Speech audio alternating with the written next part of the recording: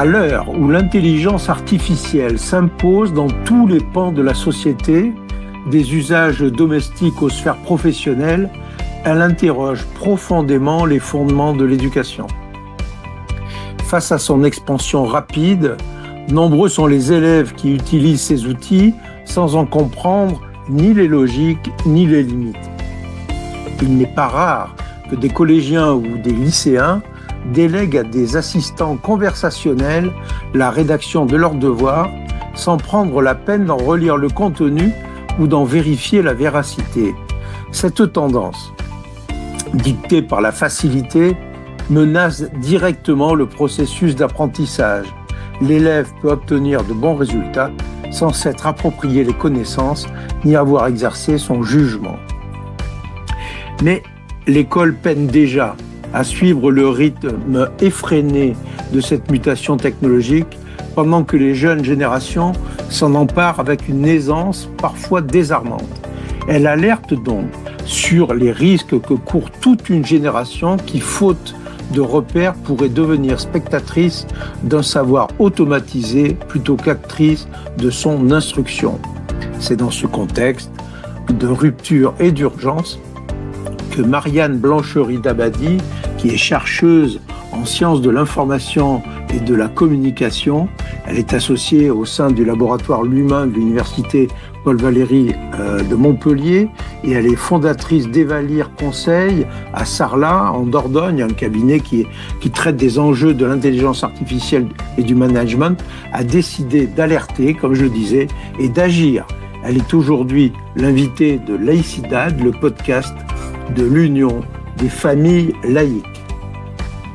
Marianne Dabadi, bonjour. Tout d'abord, bonjour. On vient de faire un effort de définition.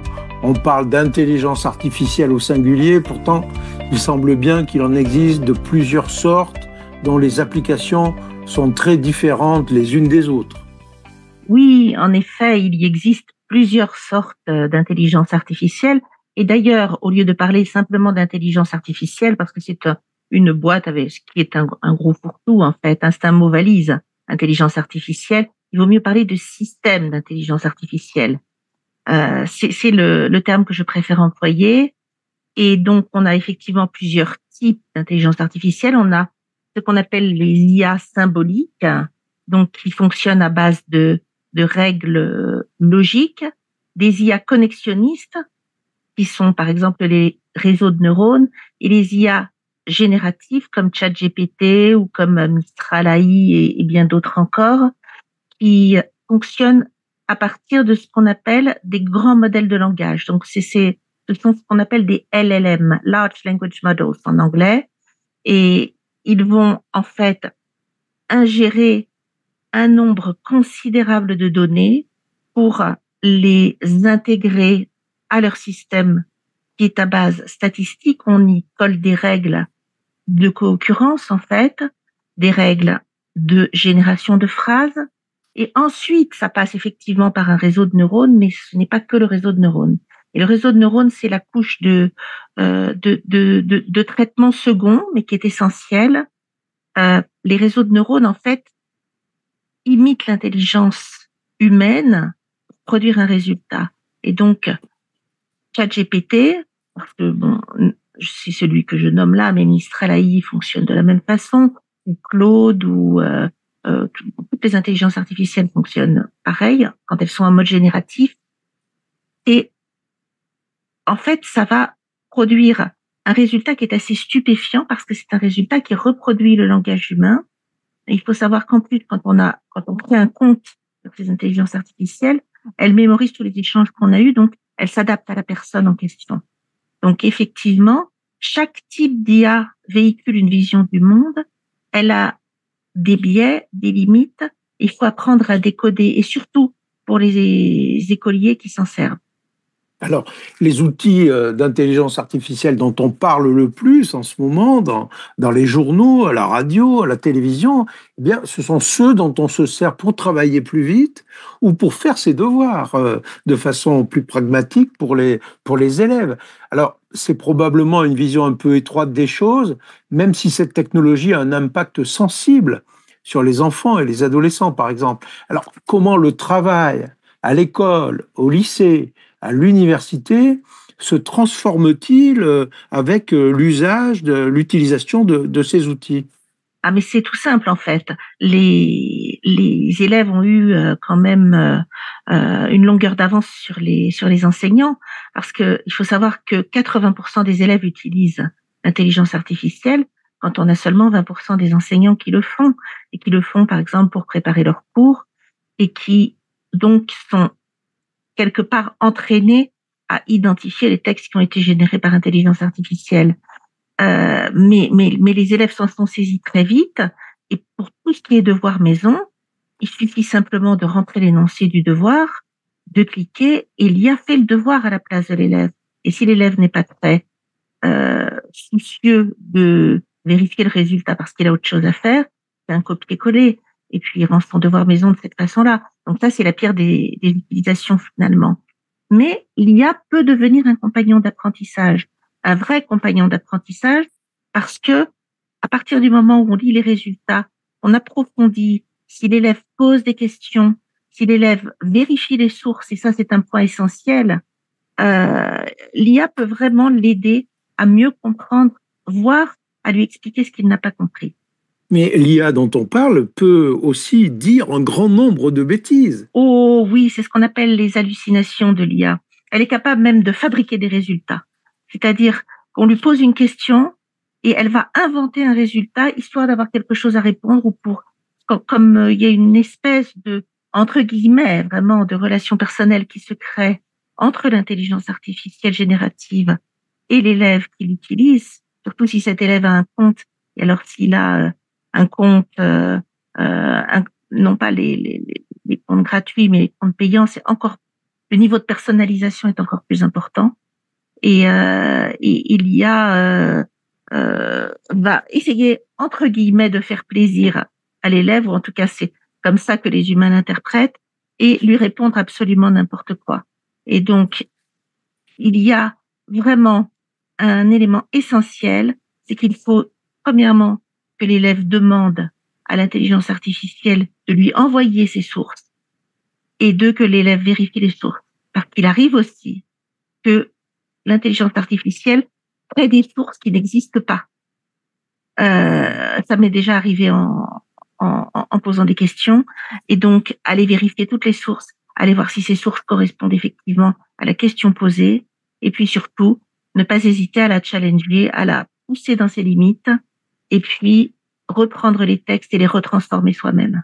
Mais alors, ce que vous décrivez là, c'est ce processus d'utilisation de l'intelligence artificielle à l'école, c'est quand même un monde idéal que vous décrivez, parce que il semblerait, à la lecture de nombreux articles, que ça ne se passe pas réellement comme ça. La facilité fait qu'on fait un copier-coller, comme vous le notiez, et que seule une minorité d'élèves particulièrement motivés et formés se servent convenablement de cet outil. Vous dites d'ailleurs que accepter cet état de fait, c'est entériner le naufrage de l'école publique. Donc, comment est-ce qu'il faut faire? Il y a vraiment toute une éducation à faire, aussi bien des adultes que des plus jeunes, pour que cette intelligence artificielle, justement, ne signe pas le naufrage de l'école publique, et tout avec distance, avec esprit critique, et aussi en compte des questions de laïcité, parce que c'est clair que euh, tous les biais peuvent se reproduire. Comment construire cette société éduquée et comment faire pour qu'il y ait une égalité d'accès à ces outils, non pas dans une utilisation vulgaire, mais dans une utilisation éclairée. Il faut former massivement les jeunes et les enseignants.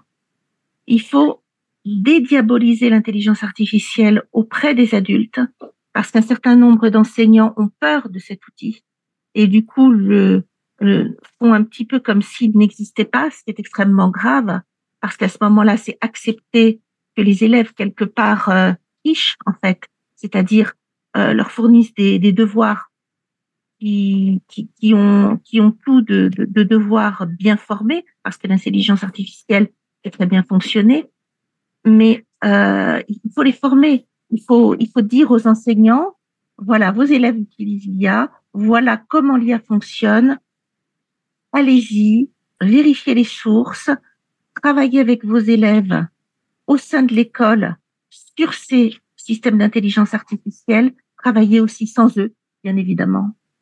Faites des exercices et puis que les enfants apprennent, qu'ils apprennent non pas simplement en lisant des articles, mais sur des plateformes comme celle que nous avons créée, on va peut-être en parler tout à l'heure, Oui. mais c'est des plateformes qui permettent justement de développer l'esprit critique et puis de se confronter aux hallucinations de l'IA, de se confronter à ce que l'IA finalement peut apporter de pire. Mais ne regardons pas seulement le verre à moitié vide, c'est un outil merveilleux, mais il va vraiment falloir que adultes et enfants apprennent à travailler avec et ensemble. Alors, quittons le domaine de l'école, parce que tous les pans de la société sont ou vont être concernés à brève échéance. L'instruction, donc, le divertissement, l'industrie, l'administration, et vous-même, vous intervenez auprès de cadres de collectivités locales, par exemple, pour leur faire saisir les enjeux de transformation qui découlent de l'utilisation massive de l'intelligence artificielle, donc qui découle de l'utilisation de ces nouveaux outils. Qu'est-ce que vous leur dites à ces personnes? Est-ce que d'abord vous leur dites n'ayez pas peur? Oui, ça c'est essentiel. La première chose, c'est de dédramatiser.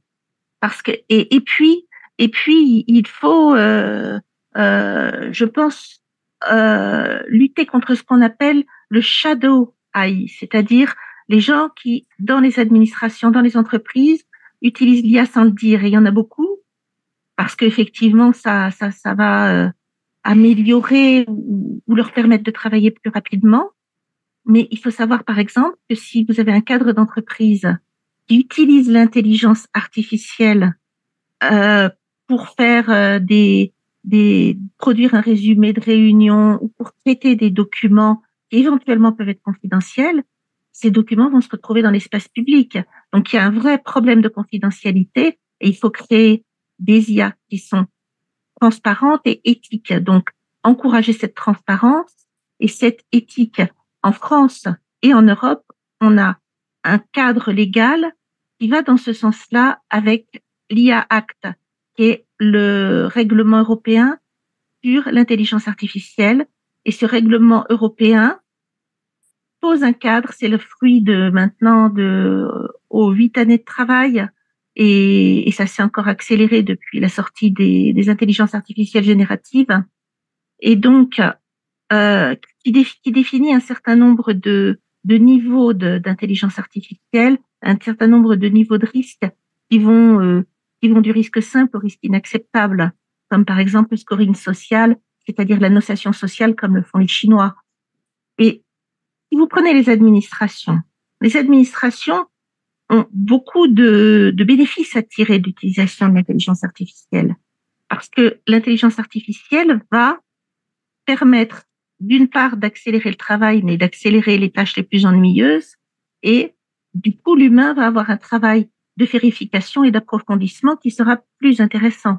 Donc, ça veut dire que les gens qui travaillent dans les collectivités territoriales, qui travaillent dans l'administration, il va falloir les former. Il va falloir qu'ils accompagnent le projet et que les projets d'intelligence artificielle se fassent surtout en synergie avec les agents, en leur expliquant ce que c'est, en leur expliquant les enjeux, en leur expliquant comment ils peuvent travailler, et surtout en leur expliquant que ça ne va pas les remplacer. Alors, la diffusion de ces outils d'intelligence artificielle se fait à une vitesse absolument phénoménale, ça va beaucoup plus vite, par exemple, que la numérisation de nos échanges, la diffusion de l'informatisation, etc. Ça va à une vitesse folle. Vous avez été sollicité par l'Assemblée nationale pour participer à une table ronde sur l'impact de l'intelligence artificielle sur les métiers, pardon. Quel est l'état de la réflexion du législateur aujourd'hui? Est-ce qu'elle va aussi vite que la diffusion des outils? Non, malheureusement. Le législateur a toujours un temps je dirais, de retard par rapport à la technologie qui est extrêmement rapide, mais c'est un temps de retard qui est souhaitable parce que c'est aussi un temps de réflexion.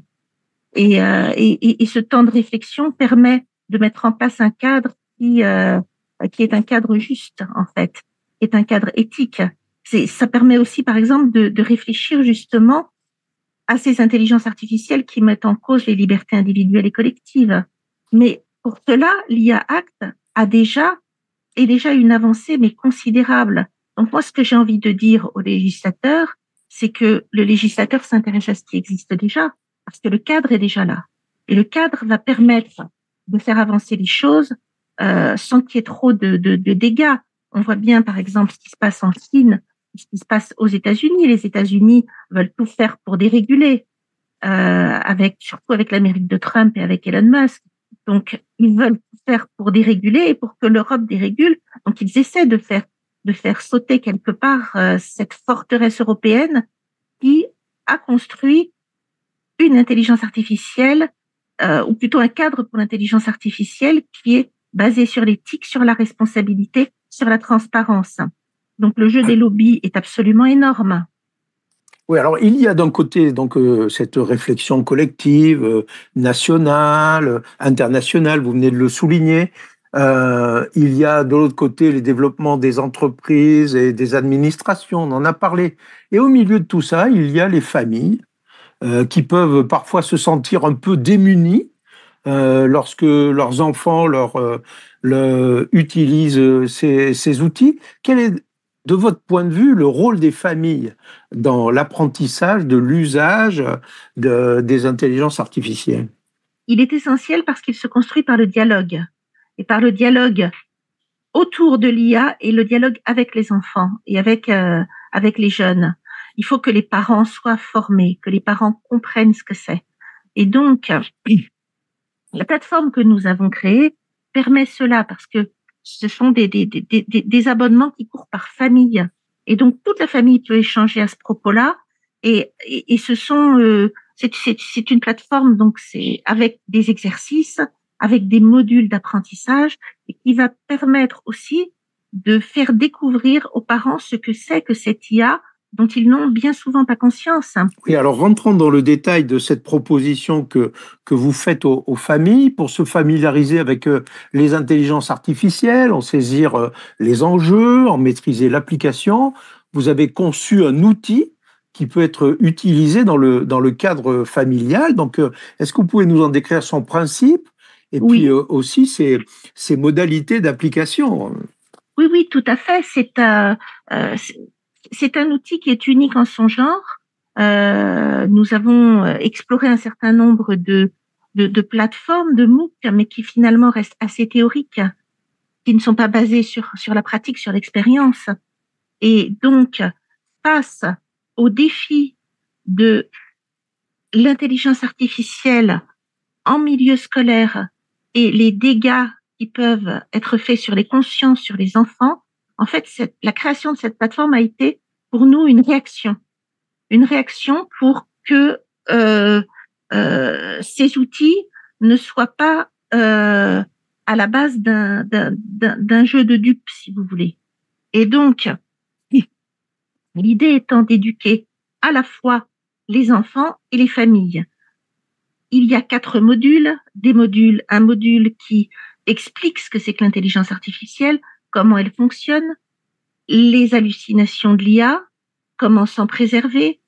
Il y a un module qui apprend aussi aux enfants à faire leurs devoirs avec l'IA, mais dans un cadre critique, en leur expliquant comment ça fonctionne.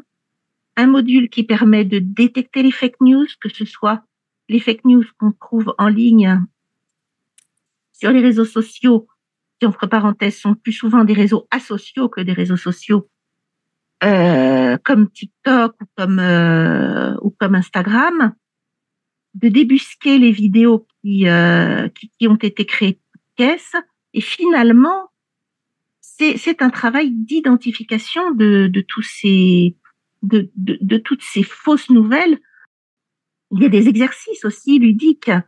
Par exemple, essaie de détecter parmi les différentes propositions, quels sont les textes qui ont été écrits par l'intelligence artificielle, quels sont les textes qui ont été écrits par l'humain, quels sont les textes hybrides. Il y a vraiment tout un aspect ludique avec tout un tas d'exercices. Et ça, c'est ce qui va permettre à la fois de susciter le débat et à l'intérieur de la famille et aux enfants de comprendre, parce que tout est fondé sur l'écrit, la vidéo et en même temps l'interaction. Alors, je vais m'abonner à cet outil Evalire parce qu'il me semble qu'on a besoin d'armes parce que on a bien un peu quand même le sentiment que c'est un combat qui est en train de se mener, le combat de la liberté, le combat de la liberté de conscience, le combat de l'esprit critique. Alors, comme nous nous acheminons vers la fin de cet entretien, Marianne Dabadi, sur les contours de ce combat, on a l'impression que chacun veut disposer d'une IA au service de ses intérêts aujourd'hui, dans un objectif parfois de propagande. On peut penser aux algorithmes des réseaux sociaux. On a beaucoup dénoncé le rachat de X par Elon Musk dans un but qui lui était propre. On peut également penser à l'IA développée par des catholiques pour soutenir leur point de vue. Alors, peut-on espérer disposer d'outils plus universels, moins orientés et au service du bien commun? Mais bien entendu, et c'est ça tout le sens du combat que nous menons. Il faut absolument que les humains s'approprient et se réapproprient ce mode de travail et de pensée, que les humains éduquent aussi les intelligences artificielles, et ça, c'est pas un détail. Donc effectivement, dans la société, c'est un combat, et c'est un combat dans lequel il faut vraiment s'impliquer et se lancer, parce que c'est le combat de la liberté de conscience. C'est le combat des gens qui veulent garder la main sur ce que l'intelligence artificielle apporte et sans être dupe finalement de toutes ces fausses nouvelles, et aussi de ce qu'on appelle aujourd'hui, et je ne mâche pas mes mots, la guerre hybride, parce que c'est un combat pour la liberté de conscience au sens global. Aujourd'hui, vous avez les Chinois et les Américains, et je pense tout particulièrement à Elon Musk, qui veulent, avec l'administration Trump, forcer finalement l'Europe à rentrer dans les pas de l'Amérique pour imposer à la fois un mode de pensée et imposer des outils qui vont leur permettre de faire un maximum de profit, et finalement déconstruire tout ce pilier qui a été produit par le travail de l'Union européenne pour conserver les libertés et pour instaurer des espaces de débat citoyen. Donc, encourager la transparence, encourager l'éthique, en se basant mais réellement sur tout ce dont nous disposons, et qui est un cadre qui va complètement nous permettre de résister à ces lobbies et de résister à cette uniformisation de la pensée au niveau mondial. C'est absolument essentiel.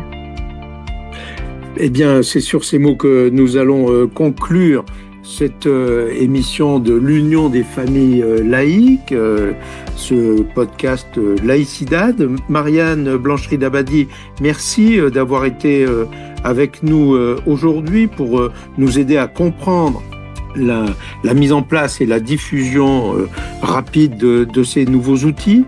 Et je rappelle que vous avez créé en Dordogne donc un outil qui nous servira à comprendre tous les enjeux de cette révolution mondiale. Il s'agit de Evalire, E-V-A-L-I-R, que l'on trouve sur un site que vous avez mis en ligne, evalire.net. Je vous remercie une fois encore et je remercie tous nos auditeurs et je leur donne rendez-vous très bientôt. Au revoir. Merci à vous. Au revoir.